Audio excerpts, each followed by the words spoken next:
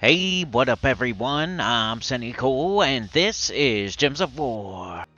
And it's 11:33 p.m. and I almost forgot to record the Monk video. So here it is, the class event, the Monk class event teams. Two teams for you. High level team, low level team. I get to go to bed after this. You guys are probably just waking up. Hope you have a great day on Thursday. Monk, pretty good class. But this is the low level team. This is one of those where I kind of like my low level team better than my high level team. You know how the class events go. It's a really restricted. We have like 8 troops literally. Sometimes when I say these things, I'm like, oh, we have like 20 troops. There's actually probably like 30 when I say 20, or there's 35 or whatever. I'm just, exaggerating slightly. This time there's literally 8 troops to choose from. So, you got to really look at your weapons and go from there. So I got the, what is it, the hook sword, I think it's called. It's in the Soul Forge right now, so don't fret. You can get it right now in the Soul Forge. Hook sword, diviner, Tulieo, and spearmaster is what I have. So the hook sword's going to make yellow and red based on Shintang allies. It's going to do damage based on Shintang allies, and then make a mix of red and yellow based on Shintang allies, right? So the more Shintang allies we have, the more damage it does, the more gem spawn it does. And our entire team is Shintang because we made ourselves a monk class. So it's going to make a bunch of yellow, it's going to make a bunch of red. Who's going to get the yellow? Tulieo. Who's going to get the red? Spearmaster. Spearmaster does true damage based on, it boosts off of red gems that you catch up in your column that you destroy. So you're going to pick the column with the most red in it, and then you're going to cast the Spearmaster, or the other way around. You're going to cast the Spearmaster, choose the column with the most red in it. It's going to do pretty much enough true damage to kill any one thing.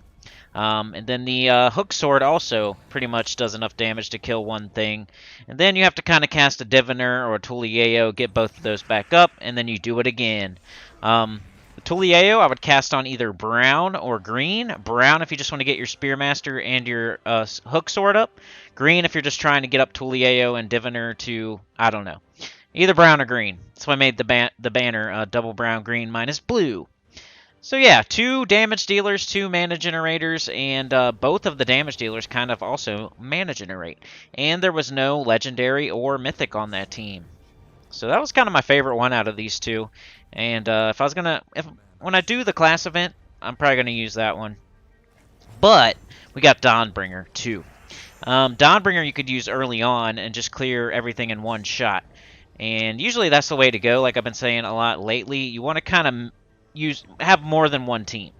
So early on you use Dawnbringer, you clear everything in one shot, and then when it stops one-shotting, you would switch to the other team, possibly. If you don't have Dawnbringer, Dancing Daggers is a good alternative, and or the hook sword.